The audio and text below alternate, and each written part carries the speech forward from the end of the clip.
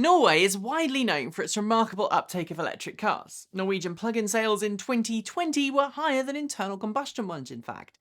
But being a nation of fjords and harbours, cars are far from the only way that people get around the country, which is why the installation of a DC fast charger aimed primarily at electric boats caught the eye of one of our regular viewers.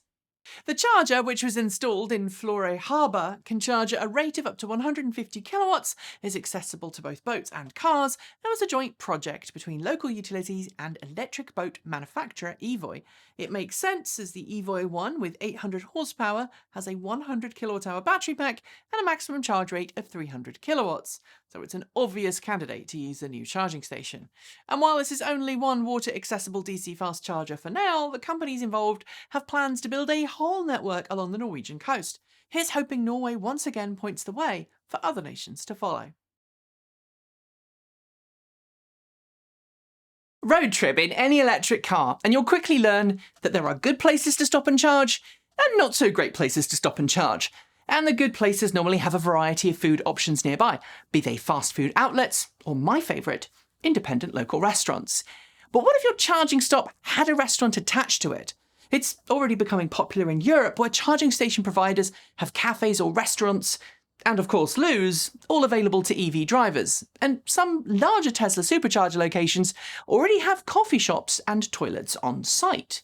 Now it looks like Tesla is going one step further, with the company applying to use the Tesla trademark in the restaurant and food services industry.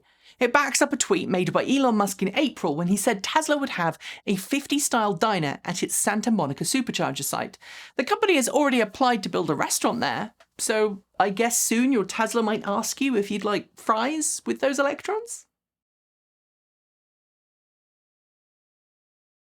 There are two main types of electric vehicles: BEVs, those which plug in and use battery packs to store the electrical energy that's used to power their motors, and FCEVs, those which use hydrogen fuel cells that then convert that into electricity, heat and water inside a fuel cell stack to provide power to the motors. What you might not know, though, is that hydrogen fuel cell vehicles also have battery packs, because hydrogen fuel cell vehicles need a way to store energy from regenerative braking, and you can't easily just make hydrogen on the vehicle, as well as store any excess energy generated by the fuel stack but not actually used. Normally the battery packs in most fuel cell vehicles are just a few kilowatt hours of capacity, but Hyundai has just announced its refreshed Exient fuel cell big rig, and it has 3 battery packs on board that each store 72 kilowatt hours of power.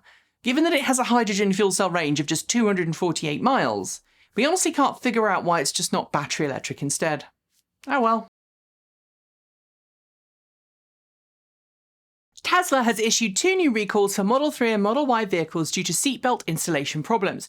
In one case, some Model 3 and Model Y cars may have had the shoulder belt to B-pillar fasteners installed incorrectly. And in a separate recall, some Model Y cars may have a similar issue with the fasteners on the seatbelt retractor. It is a clear safety concern, but it's important to understand a few very important things. First, according to the automaker, there haven't been any injuries reported as a consequence of these issues. That's great news. Second, in the scheme of how many of these vehicles Tesla produces, the recalls affect a tiny percentage of cars, with just over 5,500 vehicles being impacted out of well over 500,000 cars produced. And third, issues like these happen to every automaker. It's how a company responds that matters, and Tesla's doing the right thing here by addressing the problem before there are injuries, or worse. Partnership between Volkswagen and Ford will see the automaker's first collaboratively built vehicle come into market in 2023, when Ford will begin selling its first model built on Volkswagen's electric MEB platform. The small SUV, whose name hasn't been announced yet, will be based on Volkswagen's popular ID.4 electric crossover, which also underpins the Audi Q4 e-tron. Unlike the Q4 e-tron, though, this vehicle will be built on Ford's own electrification centre production line in Cologne, Germany, rather than side by side with the ID.4. We can expect significant styling departures from the ID.4's softer lines as Ford seeks to leverage its identity as the only American automaker currently selling in the European market, with more angular and boxy lines that echo the company's larger domestic SUVs. Ford hasn't announced any plans to sell its MEB-based vehicle here in the US, though it has said that models popular in the US, such as the Explorer, should be getting electric variants in years to come. The Honda Sport EV concept made quite a splash when it was first shown to the world in 2017. The retro-styled coupes lines echoed Honda's gorgeous, and for the time innovative, S600 and S800 sports cars of the 1960s. And now it looks like the concept might become a reality. Well, at least in Japan, where observers have seen prototypes of a believed production version of the sport concept being tested near Honda's headquarters in Tokyo. It's thought that the new EV will replace the aging internal combustion Honda S660 K car for the Japanese domestic market. But K cars, which are the smallest class of highway-capable cars in Japan, are rarely exported and sold in other parts of the world.